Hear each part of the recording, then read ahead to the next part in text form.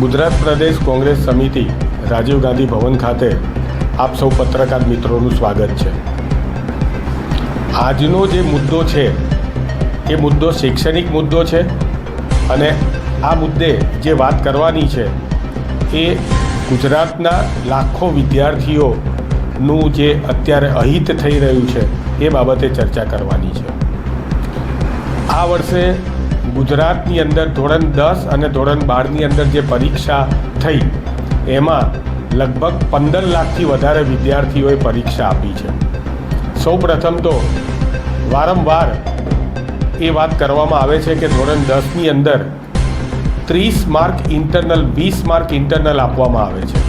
હવે 20 internal marks હોય એનો મતલબ એમ કે સારા કક્ષાએ માર્ક્સ આપવામાં આવે છે અને આ માર્ક્સ જે છે એમાં ભૂતકાળમાં એવા દાખલાઓ સાબિતી સાથે કોંગ્રેસે રજૂ કરેલા છે કે પરીક્ષા આપવામાં 80માંથી 5 માર્કે ના આવ્યા હોય પરંતુ ઇન્ટરનલમાં 20માંથી 20 માર્ક આપી દીધા હોય સ્કૂલે।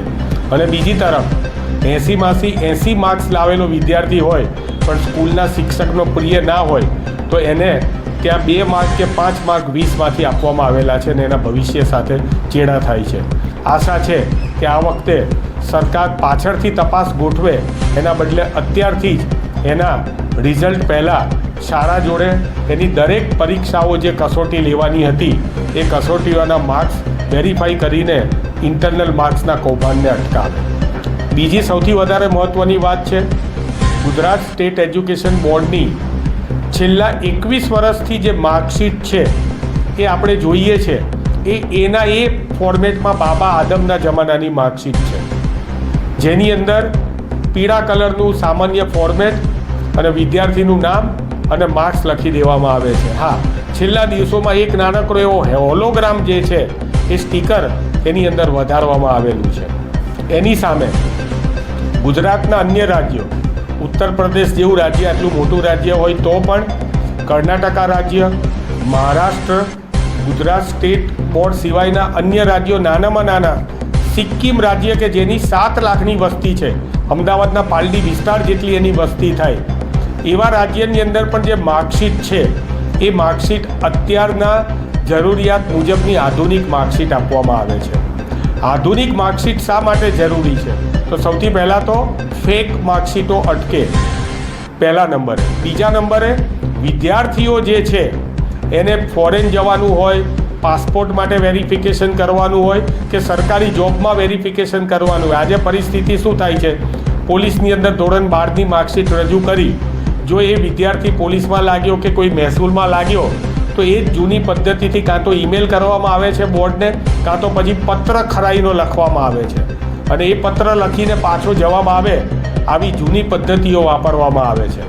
જ્યારે અન્ય સ્ટેટ બોર્ડની માર્કશીટો જે છે ભારતના મોટાભાગના રાજ્યોની માર્કશીટ એની અંદર QR કોડ આવી ગયો છે। QR કોડને સ્કેન કરો એટલે સમગ્ર વિદ્યાર્થીની બધી જ માહિતી એની ઉપર ઉપલબ્ધ થઈ જાય। માર્કશીટની અંદર વિદ્યાર્થીની માતાનું નામ લખવામાં આવે છે।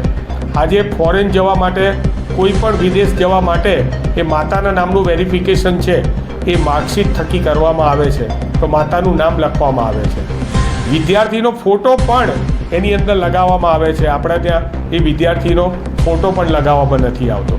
ડિજિટલી વેરીફાઈડ સાઇન કરવામાં આવે છે જેથી કરીને દરેક જગ્યાએ આ માર્કશીટ જે છે એ વેલિડ ગણાય અને ખાસ આના કારણે ફેક માર્કશીટ નકલી માર્કશીટ જે છે એ તો અટકે જ છે પરંતુ વિદ્યાર્થીને પોતાને વેરિફિકેશનમાં આસાની રહે છે। હાલ તો કેટલાક રાજ્યો સીધી ડિજીલોકરની અંદર માર્કશીટને આપી દે છે। ગુજરાતની અંદર ડિજીલોકરની અંદર તમારે તમારો માર્કશીટનો નંબર નામ બધું નાખીને પછી અપલોડ કરવી પડે અને એ પણ થાય કે ના થાય એ ભગવાન ભરોસે હોય છે। જ્યારે ડિજીલોકર એક્સેસવાળી માર્કશીટ અન્ય રાજ્યોમાં આપવામાં આવે છે। આવા પ્રકારની માર્કશીટના કારણે વિદ્યાર્થીઓને ખૂબ જ અહિત થાય છે અને આ અહિત ના થાય એના માટે થઈને હવે 15 લાખ વિદ્યાર્થીઓ જ્યારે પરીક્ષા આપી ચૂક્યા છે અને એમને હવે એકાદ મહિનામાં મે મહિના સુધીમાં એમનું જ્યારે રિઝલ્ટ આવવાનું હોય તો આ વખતની માર્કશીટની અંદર QR કોડ બહુ સામાન્ય વસ્તુ છે પ્રદેશ કોંગ્રેસ સમિતિ પોતાના ઉમેદવારો માટે થઈને QR કોડ લોન્ચ કરે, OBC department QR code launch કરે. એક સામાન્ય ટેકનોલોજી જે છે એ પણ ગુજરાત સરકાર અત્યારે વાતો કરે છે ડિજિટલ ગુજરાતની, પરંતુ એની સામે ગંભીર સવાલો ઊભા થયા છે. તો માનનીય શિક્ષણ મંત્રીને અને માનનીય મુખ્યમંત્રીશ્રીને પ્રદેશ કોંગ્રેસ વતી હું અનુરોધ કરું છું કે આ વખતની જે માર્કશીટ છે એ વિદ્યાર્થીઓને એ બીજા રાજ્યો જેવી કોમ્પિટન્ટ માર્કશીટ મળે, જેથી કરીને વેરિફિકેશનની અંદર સરળતા રહે અને એમની આગળની જે કારકિર્દી છે એમાં આ માર્કશીટ ઉપયોગી થઈને રહે. ધન્યવાદ.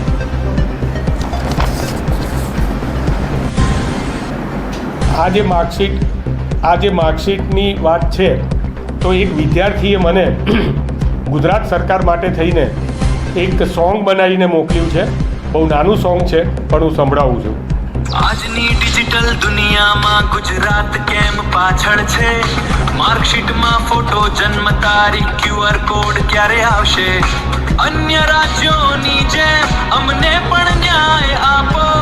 મહેરબાની કરીને શિક્ષણમાં સુધારો લાવો. નવા ભવિષ્ય માટે આ માર્કશીટ બદલાવો. માર્કશીટ બદલાવો.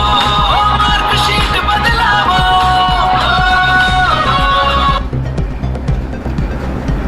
Thank you very much.